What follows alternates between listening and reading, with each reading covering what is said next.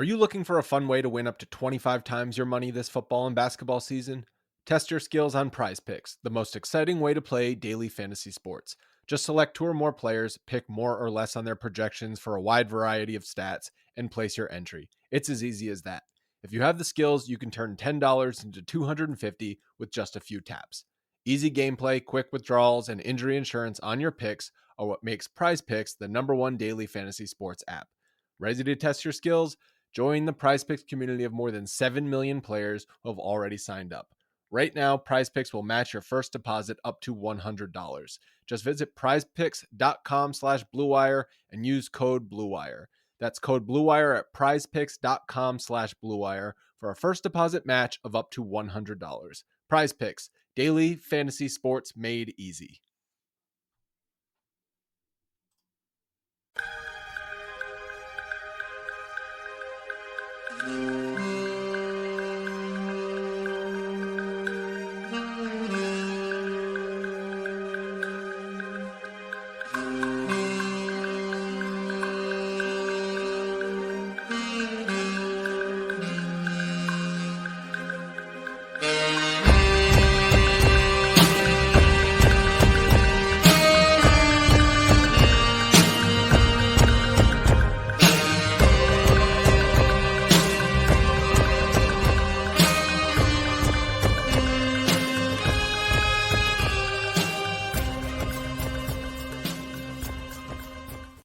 Hello, Mavs fans. Welcome to Pod Mavericks After Dark.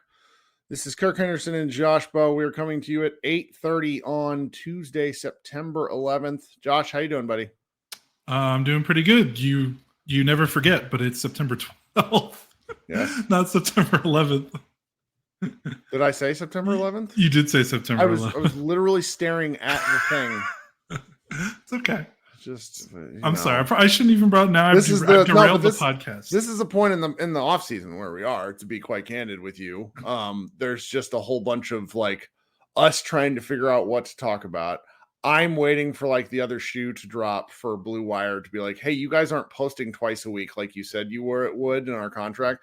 Only because when the season starts, we will record anywhere between 6 and 8 shows a week, right? And like blast your everybody's feeds, and it's like, okay, just that's my fault. I will get better at this. I had management changeover in my real job for like the third time in 20 months, so it's like I got to figure out how to work with a new guy, and I'm probably not going to try to sneak in a Friday show unless it's a real slow time. But hey, we'll see. We'll never know.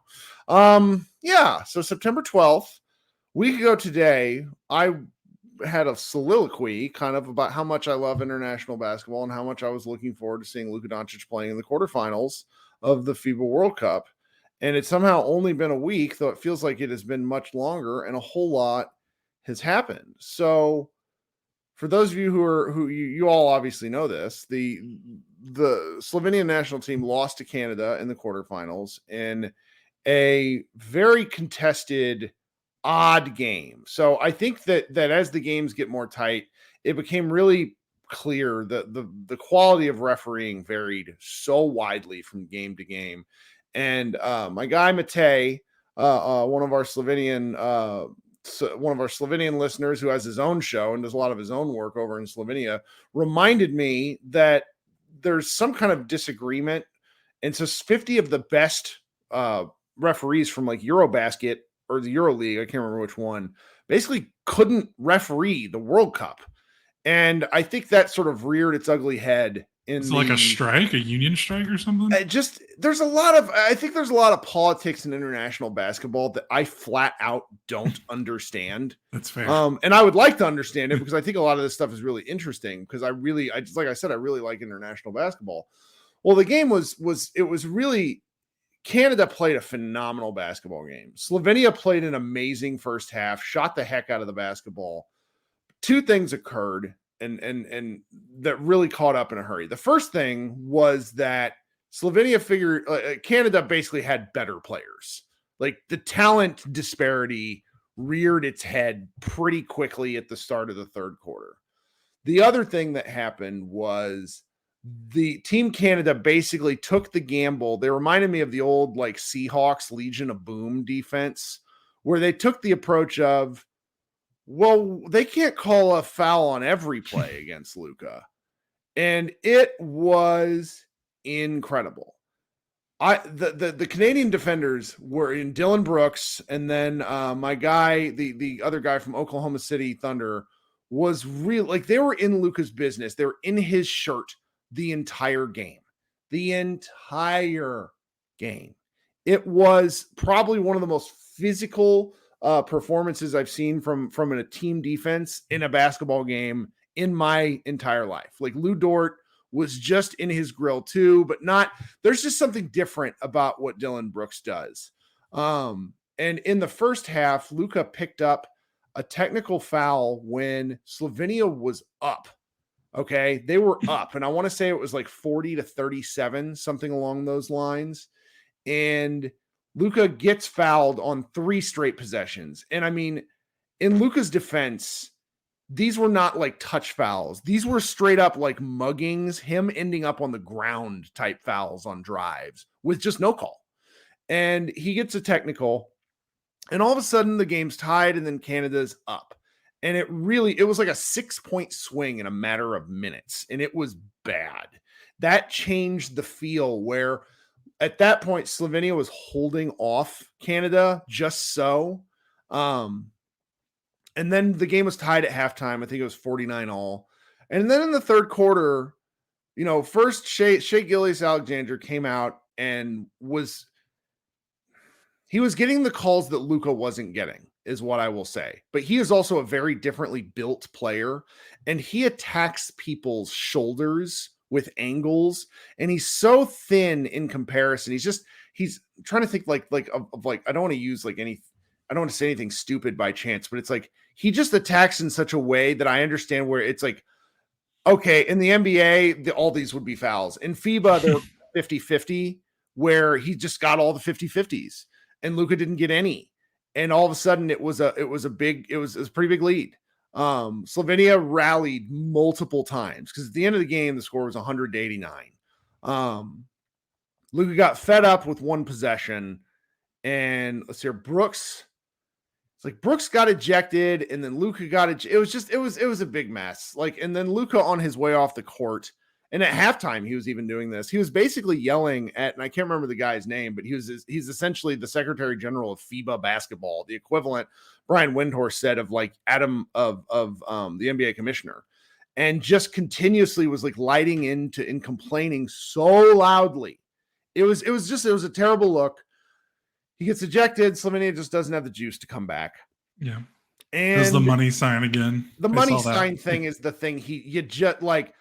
I have lots and lots of complicated feelings about what Luka did, because when it comes to, and I've been talking about this, because we as American basketball fans are used to a certain level of greatness, because this is our, it's a North American, like it started in North America, started in Canada. Mm-hmm. It's an important sport to us, but we're also just very good at it. So we take some of the excellence for granted. When, Slovenia, a country of 2 million people, prideful group of people, very, very into their team, as they ought to be. All these people can do math. You only have a certain number of bites at the apple with a transcendent superstar like Luka.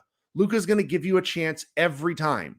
And Luka knows there's only so many bites at the apple that he's going to have at these international play. I know Eurobasket seems to be the one where there's the most pride on the line, but he's talked about wanting an Olympic medal. He's talked about wanting, to win at FIBA. These international competitions matter to him.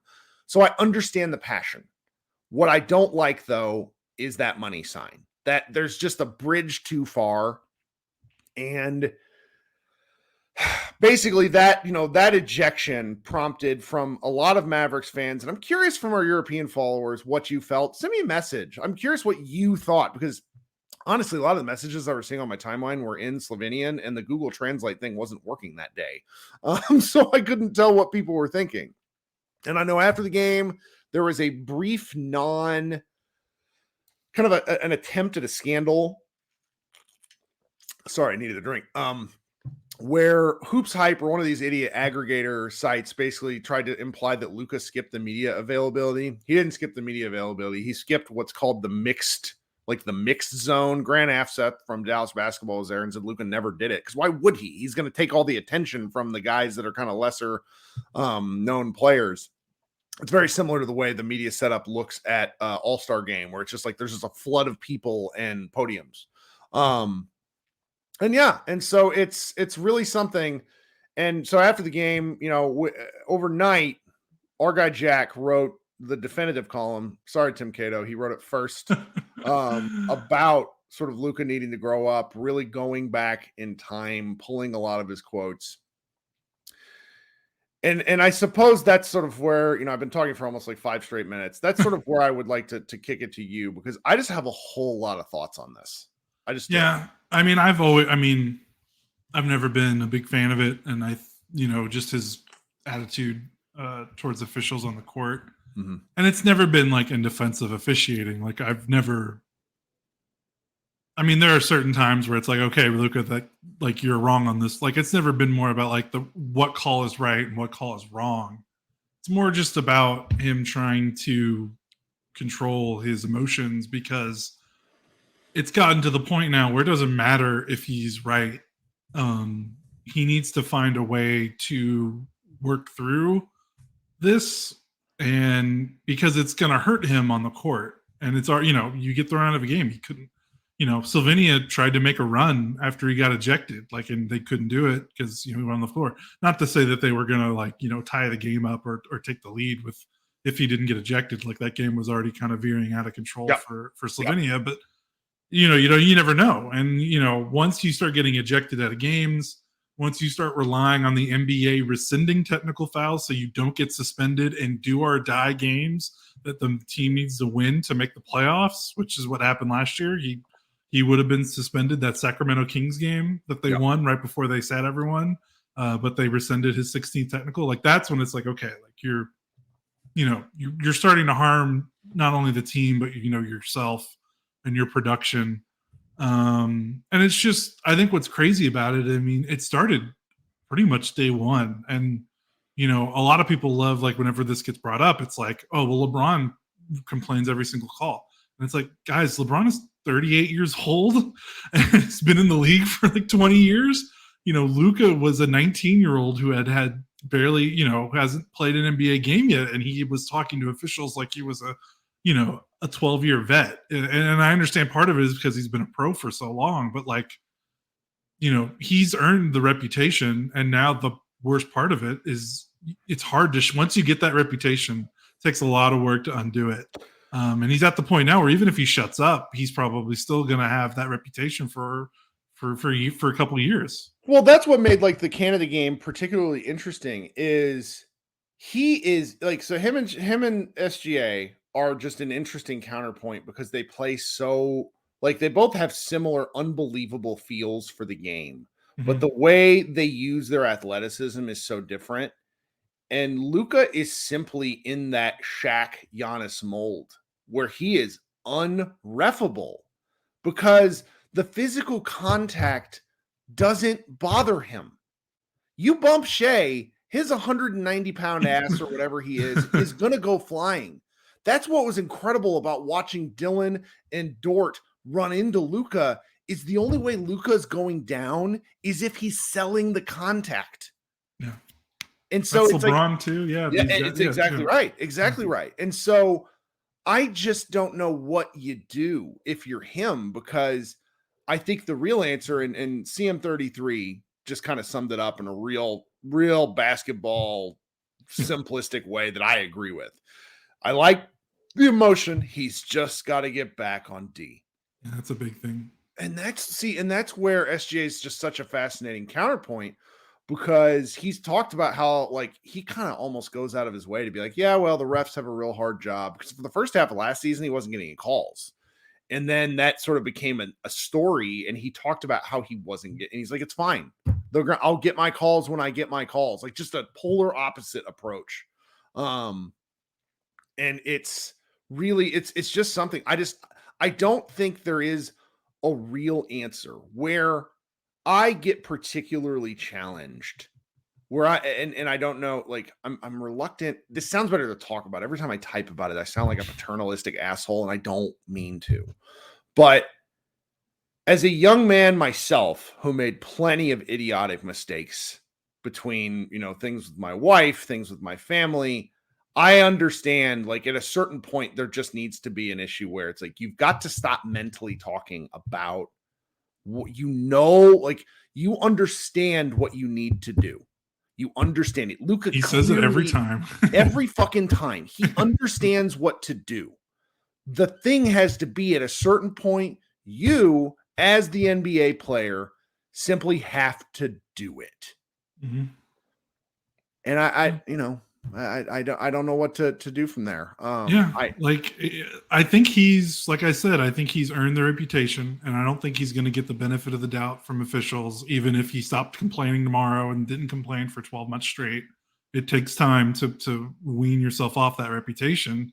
So knowing that you've probably already dug yourself that kind of hole, like the commenters have said, like other people have said, to get back on defense, like the thing where he was talking to an official and he had his back to the basketball while Kyrie Irving was running a play during a game last season. Funny enough, Kyrie scored, which was kind of like emblematic of like the Mavericks potential. Is like, but it's just that it's that kind of like when he gets taken out of the game, whether it's not getting back on defense, whether it's not participating in an offensive possession because he wants to talk to an official on the sideline while someone else runs a pick and roll. That's the part where it's like you can, you might not be able to change the calls that are going to go against you and how the officials treat you, but you can. That's within your realm to control that part of it. Well, this is a thing that's not going to happen, but I do like the way that FIBA actually applies a personal foul if you get a technical, because it does something. Like getting a technical in the NBA is the equivalent of getting slapped on the wrist. Nothing actually happens. You have to get 2.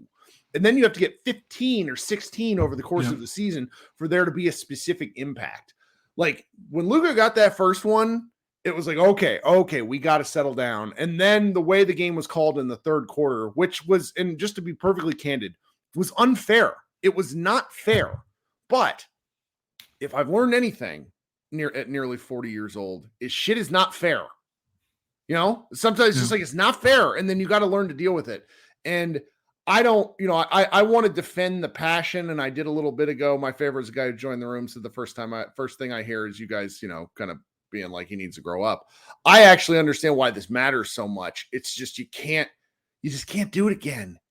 You can't do it again. And it's one thing, like, we even talk with our staff, like when we're talking about the game, like the ref thing, there's nothing you can do about it. And like when our Slack gets on fire from bad calls, I mean, you know more better than anyone, that drives me nuts because it's just like, there's nothing we can, like, I don't want to write an article about how the refs screwed the Mavericks out of the game. I was a big refs guy in the 2000s. Like, Cuban made me that way because he was a big refs guy. Mm-hmm.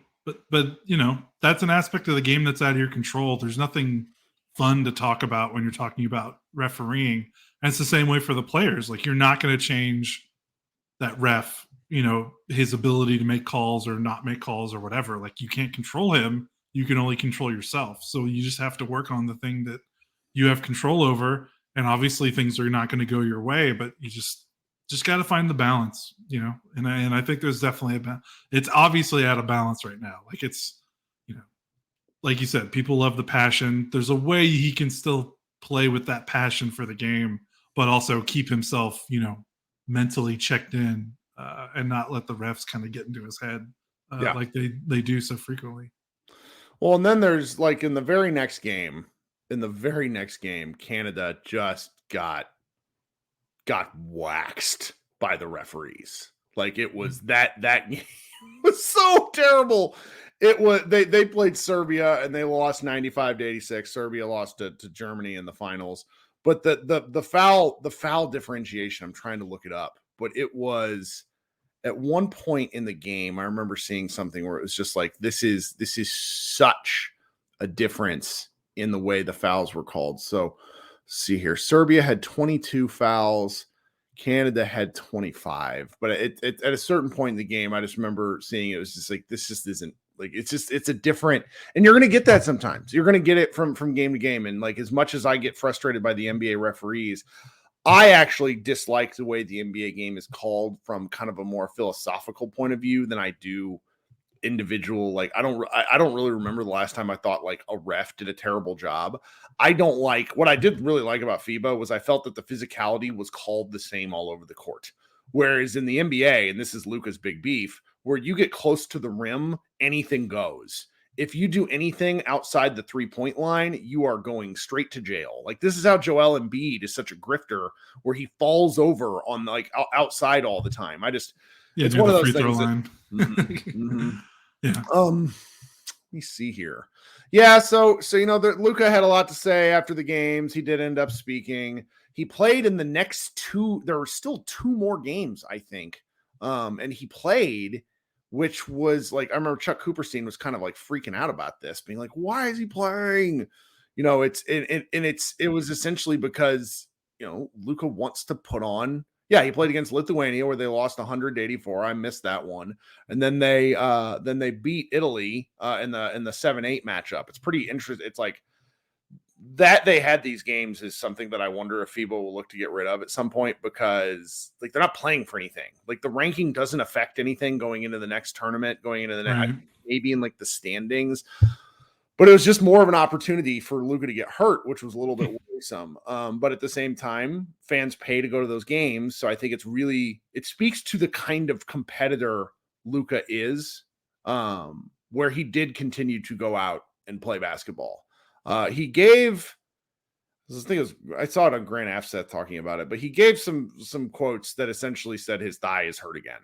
And I don't know what to do about that, because as my friend Josh, who sometimes pops in on these, he's at the gym with me every couple of days. He's like, Luka's such a, you never like, what does Luka being hurt actually mean?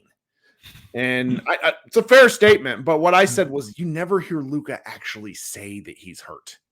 He shows it. He kind of, limps around, but the actual hurt is a little bit concerning to me. What do you think? Yeah, I mean, he's always, he doesn't beat around the bush when it comes to media. And I want to say, I can't remember what injury. Maybe it was like an ankle. When he got hurt last year, I can't remember if it was the thigh in March, or I think he had like an ankle a little bit before that. He also said something where it was like, it's not good. Oh no, I think it was maybe the calf before the playoffs, that last game of the playoffs. No, regular season before they played the playoffs in 2022. I can't remember. He just was straight up like, it doesn't feel good. It hurts. Like, he doesn't give like the rah kind of. If he's really hurt, he says he's really hurt. He doesn't try to give the like, well, it should be okay, whatever. Yep. And he said it like, I don't know what to say. It's not okay. At the same time, I have to prepare for one more game. I think this was after the Lithuania game that I got to prepare for a whole season. Knowing Luka and how he can amoeba himself in shape and out of shape seemingly within days or weeks of each other, him being a little, being lame there in his leg isn't great. You mean the literal like physical definition of lame, not sorry, going back there. You mean his leg is lame. Yeah. Sorry, I don't want that was like I used like a lost most recent term there for some people. So that's I mean, it's kind of, we won't really know until he gets to training camp, which is about we're 2 weeks. 2 weeks from today they start training camp, so we'll know then.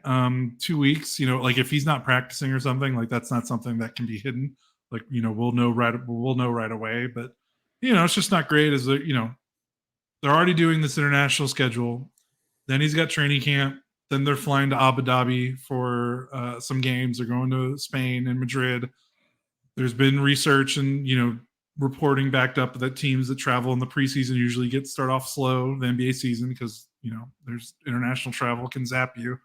So like, just all this stuff was already building up on him, even if he was healthy. So the fact that he might be a little gimpy, going into this stretch where he's going to be back, he's coming back to Dallas, but then he's going to be right back to international travel for 3 games. And, I just hope that doesn't throw off anything about their start, because how many times have we said they need to cut the crap with this? They've started slowly 3 years in a row. Yeah. So they got to figure out a way to start the season off strong. Well, I do want to talk about that, but Yeah. before we get to that, we do need to do a little bit of business. And the thing I want to point you to, guys, is the thing I've talked about for the past several weeks. I'm really recommending you guys check out this NBA 2K mobile game. The real 2K, the platform edition, has recently released, but I can't play those games. I turn into a lunatic because the logic drives me nuts with how things do and don't work. But I've really had a good time playing this ridiculous mobile game. It's fun. The graphics are fantastic. And there's a whole lot that you can do. I still have yet to test out any of the multiplayer stuff, but that's just because I'm an old coward. But I've had a lot of fun. I've it's gotten to the point where I look up certain things on the internet with. Oh, that's when you know you're in. Yeah, that's a real problem. They're always releasing kind of different in-game events to keep you coming back, and those sorts of things are fun, particularly if you just, it's something different to do on your phone. If you don't want to look at doom scrolling, I have a real good time with it. If you're kind of a hardcore basketball fan, and who wouldn't be listening to this podcast in September, I really recommend you give this thing a download. You can collect cards, you can build up your own kind of team. There's all sorts of things you can do, particularly if you're competitive, or even if you're just kind of a collector, and that's what I think is fun. I really recommend you checking this one out. Download NBA 2K Mobile free on the App Store or Google Play. And remember to use my promo code Tatum2K Mobile to redeem an exclusive Jason Tatum Pearl Tier card. That's code Tatum, Tatum, 2K Mobile. All right, guys, I'm going to cut some pre-programmed ads within our feed here. If you're listening on the podcast, if you're watching on the video, you just have to wait another second.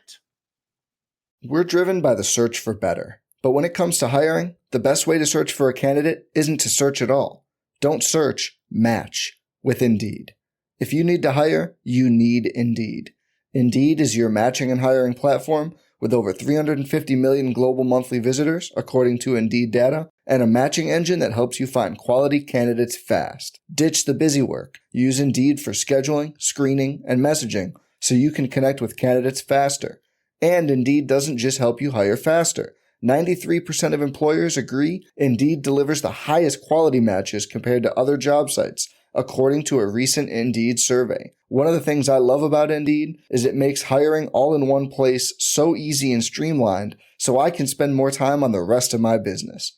Leveraging over 140 million qualifications and preferences every day, Indeed's matching engine is constantly learning from your preferences. So the more you use Indeed, the better it gets. Join more than 3.5 million businesses worldwide that use Indeed to hire great talent fast. And listeners of this show will get a $75 sponsored job credit to get your jobs more visibility at Indeed.com/Blue Wire. Just go to Indeed.com/Blue Wire right now and support our show by saying you heard about Indeed on this podcast. Indeed.com/Blue Wire. Terms and conditions apply. Need to hire? You need Indeed. Apple Card is the credit card created by Apple. You earn 3% daily cash back up front when you use it to buy a new iPhone 15, AirPods, or any products at Apple. And you can automatically grow your daily cash at 4.15% annual percentage yield when you open a high-yield savings account. Apply for Apple Card in the Wallet app on iPhone. Apple Card subject to credit approval. Savings is available to Apple Card owners subject to eligibility. Savings accounts by Goldman Sachs Bank USA, member FDIC. Terms apply. All right, guys, we are back and we're going to close out this podcast here. But before you do, I would really appreciate it if you did me a favor and went and hit the like button on the stream and also hit the subscribe button for those of you who are here on YouTube. If you're listening over the podcast, please consider joining us, because once the regular season starts up, we'll be doing lots of shows. We'll be doing all of these live because we have a good time. And with at least half our shows, we end up doing, the different streams where you guys can come up here and help us make the show. Where we talk basketball and just have a good time. This is one of the things I like most about this platform is the ability to talk basketball with my friends. And that is what I think of all of our crazy fun listeners. You had kind of briefly touched on, the importance of a good start. So we're looking at 2 weeks until training camp. Is that about right?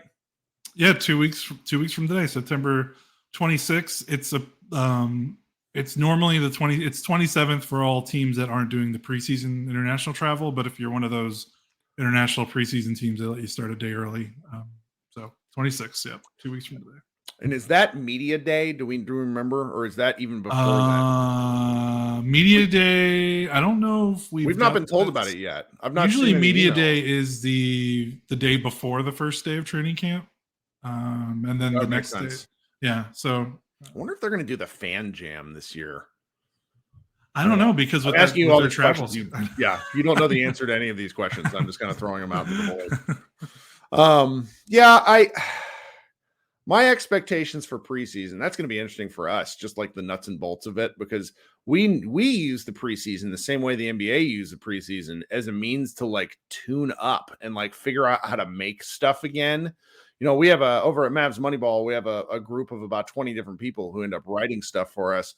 And as the offseason wears on, Josh and I get consistently worse about nagging people for content, because why would you? Like, there's just nothing, I appreciate Dalton Trigg and the guys that really grind out singles and doubles for things, but I don't think I can ever do it. But when the regular season rolls around, we're pumping out stuff. And so we use the preseason the same way. We're like, all right, we're really going to start writing now. We're going to get we're going to remember how to turn on Grammarly and, write regular posts.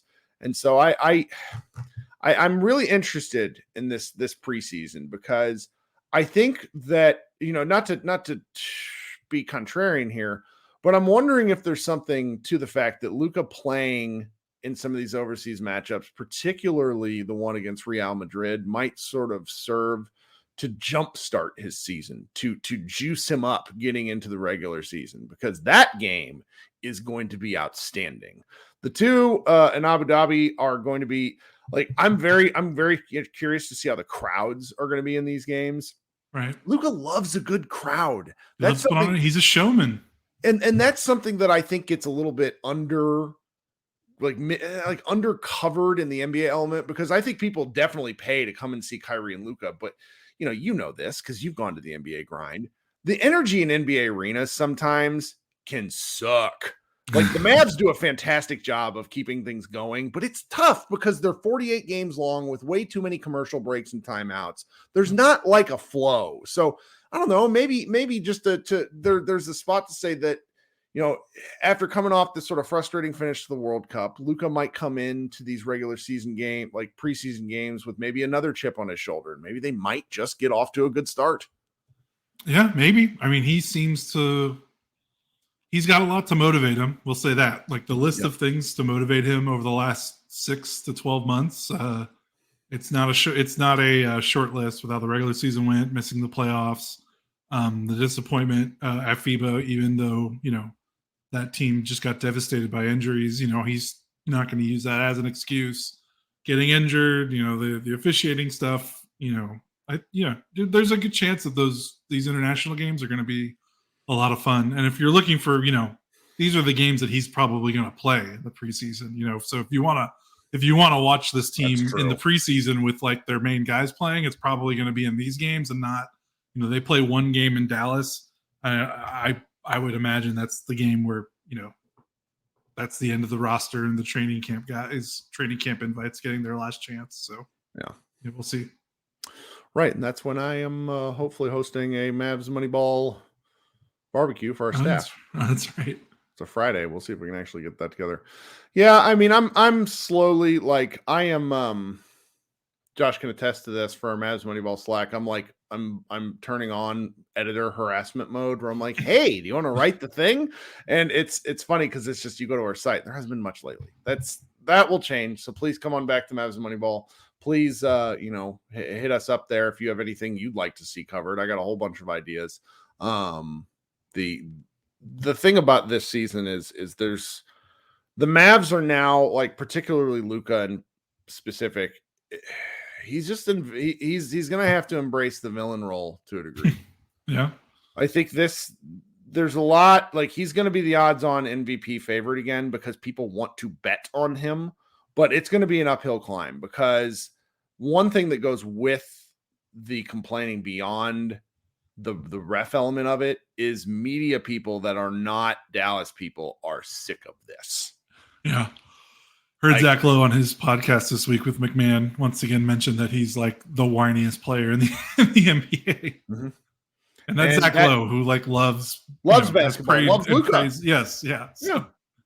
Yeah. That's just the thing to consider. I mean, I wonder if this though, like if Luka being this kind of villain, I don't know if that's right, but the subtext of that could be it's a really interesting space for Kyrie Irving to just operate and play basketball without being the center of attention. Because he played great last year. Like more you look at Kyrie's numbers, he played so good. I'd say he had his best year of his career last year. Yeah. Played through foot problems, which if you know Kyrie's history and his injury history, that's a big deal. That's a pretty big. You have foot problems. Like feet hurting sucks. I mean, we're talking about a guy who literally threatened the team he won a title with that he was going to get knee surgery if they didn't trade him, and now he's playing through a busted, a sore foot or whatever it was, busted plantar fasciitis. Yeah, that's not nothing. Hurts, man. I mean, that's part of the reason why I thought it was kind of crazy that they kind of stuck in the fight so long, because I was like, if he breaks his foot in like one of these dumb losses that they're having at the end of the season, then you got problems. But he made it through okay. I think the villain thing is kind of interesting because it also made me think of this is also going to be the first season where the shine has kind of worn off in terms of the perception of the club, both local and nationally, I think. We've obviously been on top of this team when they've needed to be criticized and the moves that we haven't liked that's kind of been slow building that eventually kind of led to last season blowing up in their faces. And, up until that point, I think, both local and national media kind of treated the team with kids' gloves. That might be a little bit too harsh language, but there was a general sense of like this was Luka is so young and he's a shiny new toy, and there's a lot of hope and optimism around the franchise, and you just sort of assume a team with the player as good as him, as young as he is going to be one of these teams on the rise. And then last season happened and they don't make the playoffs, and I felt like a lot of the wool has been kind of pulled down from over people's eye that was maybe been covering their eyes. I don't know how to, I'm butchering how to talk about this, but like, I don't think people, I think people had their perception of this team shattered a little bit. And I think that there is a bit more pressure, spotlight, bullseye, whatever you want to call it, on the team to perform, because last season, I think kind of like broke a lot of things in people's minds. I think, I'll just say like people that we see that normally don't act very critical of the team. I'm not trying to say this is a good or bad thing. All of a sudden we're sounding like us. Like, I'm like, wait, what's going on? Like, off at the end result. Yes. And so I think that this is going to be an interesting season because this is the first time we're going into the season. It's not like, hey, everything's cool, everything's great. Like, obviously the good off season is going to help that. But there's actually some like, hey, you guys didn't you guys finished 11th in the West. Like it's time now. Like they can't F around anymore. You know what I mean? I feel like there's actually going to be maybe some more accountability across the media landscape for the team's performance, more so than maybe it did the first 3 or 4 years of the Luka era. If that makes sense. See. I mean, because there's a lot of media people that do not like Kyrie Irving. Yep. That and then are both sick of Luka. Yeah. And one of the things that I found frustrating in my conversations with people, so it's like Shai Gilgeous-Alexander might be my third favorite player in the league to watch, but like the effusive praise that he's received this World Cup has kind of gone overboard. It's like, oh, like even Bill Simmons is like, well, Shai might be better than Luka. It's and there's all sorts of that. And I'm just happens. Like, well, which is fine, but then you're going, they've been in the league the exact same amount of time. They were in the same draft class. They were? Yeah. Oh, I thought Shai was 2019 or 2017. I could be wrong. Look it up while I'm rambling here. But I'm pretty sure he was in the same draft class. Go ahead. I think the point being in where I'm trying to go with it, even if he wasn't in the same draft class, Luka's done it already. Luka has a resume. Shea does not have a resume. I don't hold that against him because of Oklahoma City's institutional incompetence, where they have basically been trying to lose for several years. And it just kind of frustrates me where we're going to see stuff like that all year, despite Luka having done it, whereas Shea hasn't made the playoffs. So and you're right. 2018, he was drafted 11th. I mean, which just goes to show you, like, that draft is fucking ridiculous. Yeah, it's insane. It's just such an insane draft. So yeah, it's like I'm going to have a hard time with the conversation, but I also I get why you go that way, because the Mavericks were Western Conference finalists, and then they blew it up, and then they did the Atlanta Hawks thing a year later, and everybody was really in on Trey during that Atlanta Hawks Eastern Conference Finals run. And since then, the national media has been sick of Trey. And I just hope it's not the same, because I think Luka is a more transcendent player.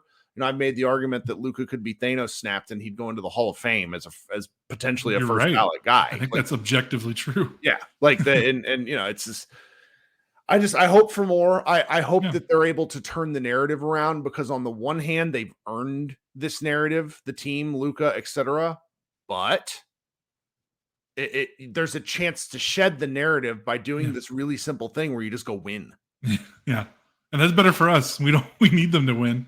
This doesn't, what we're doing right now, the website, all that stuff doesn't really exist if they don't win. Because you guys make it very clear that you do not want to follow a bad basketball team. Which, why would you spend your time with a bad, any more time that you had to with a bad basketball team? So there's incentives all around. They need to win. All right, we're at 38 minutes, heading into 40 minutes. Shout out to my guys, Nick and Isaac over there at Locked On Mavs. They had an incident similar to me where Nick had to get up in the middle of a live show. He cut his finger open and had to figure out how to bandage it.